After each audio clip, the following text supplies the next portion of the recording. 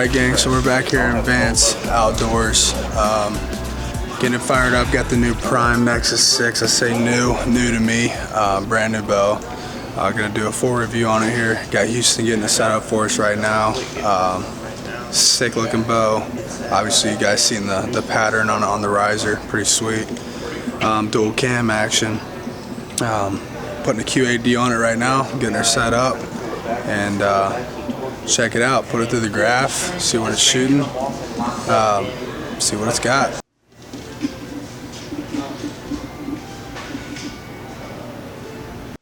Alright gang, so we're over here with Houston with the Prime Nexus 6. We're going to be checking it for timing first, you know, getting all locked in before we put it through the graph and have me shoot it a little bit further. Curious to see what it'll do, so let's see what it's got.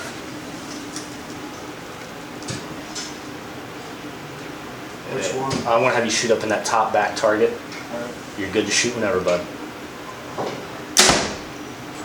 Not gonna lie, not bad for the first shot. Felt a little vibration. I felt some vibration in that bow. Let's shoot it again, see what it's talking about. So it's pretty critical to get the timing right on the drop, and that's why we're feeling a little bit of vibration. That's what Houston's about to do. About to fix the timing on it for it to be a little bit better. So I'll take that vibration away, and then we should be locked in, dialed in on the drop, so you won't hear the, you know, the thud when it's coming out, and I don't feel that vibration. So that's all we got. This guy here, he's the GOAT here at Vance Outdoors in Lebanon, Ohio. This guy takes care of me. Should we show him the Wall of Fame? Yeah, show him. Should we show him the Wall of Fame? Oh, my bad. My bad. What do you think about that? My bad. Hey, good shooters. This entire platform was kind of taken from the design of a limb-driven rest, and they added this cable lockup right through here. Yeah. Essentially, you got to get this thing timed so that this will snap in on your draw when you're at peak draw. And it's a trophy taker? Yeah, and I'll show you. See, there's that little tiny pin in there that locks it into place. Right. So when you draw, this has to pull in when you're at peak to remove that pin. Oh, the drop? Yep. Got it. Alright, so we got Tim cranking out back here. But we went with the trophy taker and actually would not drop away. So the pin that locks for the timing, the pin that locks in on the side, when it comes up, locks in, it won't unlock to drop it down, so the drop away rest won't drop. So sorry, trophy taker, we're probably not going to go with your product. I apologize, but yeah, so we're going to go with the Hamski. We're going to put the Hamski on there. It's because we're going to go ham, and we're going to drop. It's going to drop away. I'm going to shoot it through the graph. The Nexus 6 is the bow. It's like 45 inches axle to axle. But it's a nice shooting bow. We're gonna see what it does with the Hamski. Stay tuned. Okay, you're good. Jeez. We got the master lead shooting it now. The master lead bow shooter. He's gonna give us full diagnosis. Oh yeah, that's long.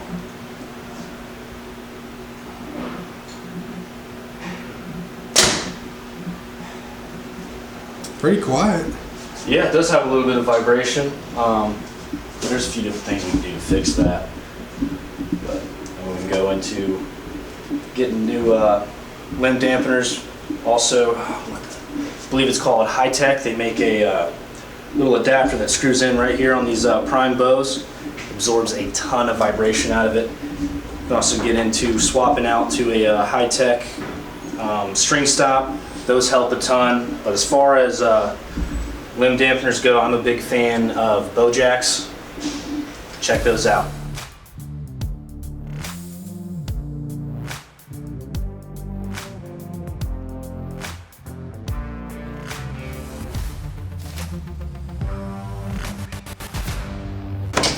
Me personally, I'm a high risk shooter, so I put a lot of my pressure up in the top of my hand here. So this grip, just the way it's cut and ergonomically designed, it really favors a high risk shooter. That's going to be natural, I mean, with literally any prime bow. They've got this awesome grip designed with NASA to help keep your hand warm on them chilly hunts. Talk to us about that back wall. So this back wall, I mean, it's going to be your stereotypical prime back wall. It's going to have a little bit of a drop into it, so kind of how I describe it is taking a step off of like a set of steps down onto your base floor. It really dumps into it, but pro to that is, I mean, it's not going anywhere. You can hold it back forever, really, and then not ever get tired. These things are solid on the back wall. Now, one pro to this bow is it is a 36-inch axle, so it's going to make your draw cycle a little bit smoother, assuming the bow fits you properly and everything like that, as well as these really wide limb pockets here is going to help make this bow be really pointable, super stable, very forgiving bow, just easy on the shooter.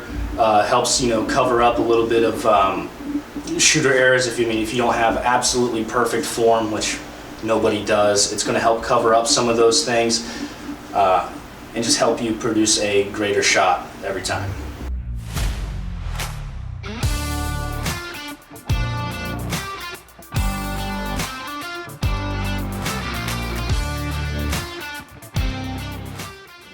Good. Okay. So we did the speed test and we got 288 feet per second out of this bow, and Brock was intrigued by the speed difference between this bow and his Omnia that he has at home.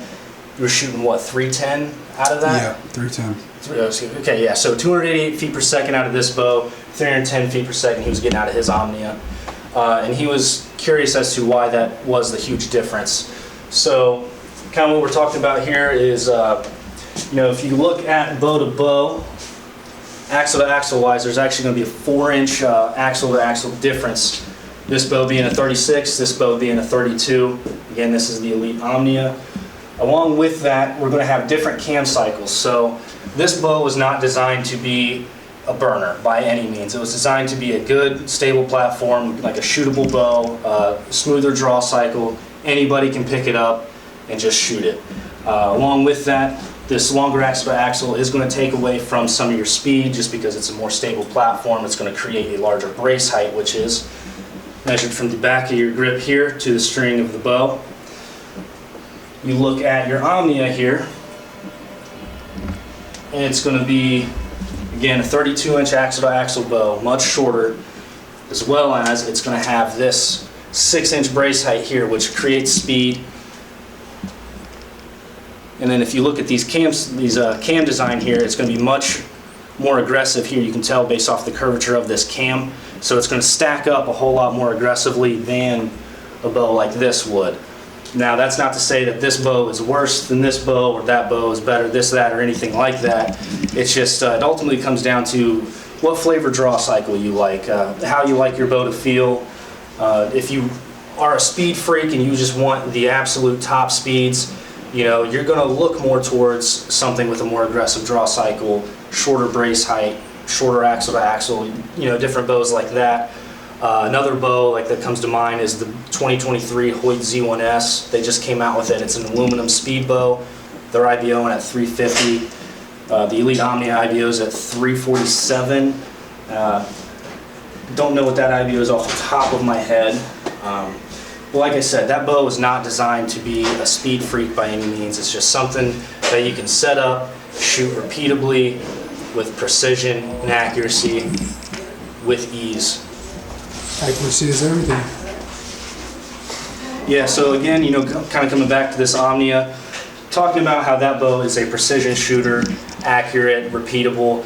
That's not to say that these speed bows are not like that, because they very much are. You know, you look at this Omnia, they've got that nice wide limb pocket, same as, you know, these primes and everything to help create a stable shooting bow, which is technology that was kind of taken from the target world and brought back into the hunting side of things.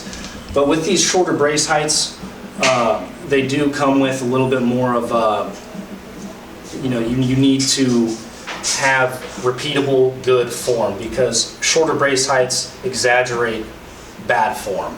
So that's one thing to really pay attention to make sure that you have a good, repeatable form and you have a good grasp on how you're anchoring this bow when you're shooting it, as well as how you're holding onto the bow, your follow-up process, and everything like that.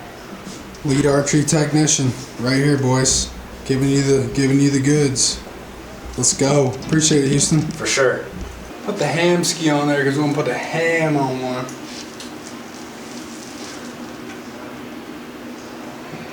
Up and down, you're perfect.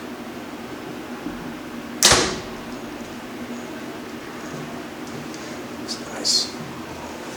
I do like this a lot. It's got a pretty good feel to it. Yeah, it's like 50 inches axle to axle, but it's still a good shooting bow. Quad cam, as you can see, quad cam on the Prime. This riser's sick nasty. I think I just shoot it just because I saw how it looks. Pretty dope. I got the HHA Tetra Max on it. Got to take it dialed out, get it sighted in. But overall, I think it's a good shooting bow. I think it's got a little bit of vibration. I think it's just from the ham ski with the limb timing on it, which I'm good with. As long as it shoots good, ham ski makes a good rest. The trophy taker, like I said before, wasn't locking, so we had to switch it to the ham ski so we get the drop away to fall, and that's why it's hooked to the limb, which I'm okay with. I've never done it before, but I do like it. I'm gonna trust what Houston says. But guys, come check out Vance Outdoors. They got Prime, Elite, Hoyt, every bow you could think of, from Matthews as well.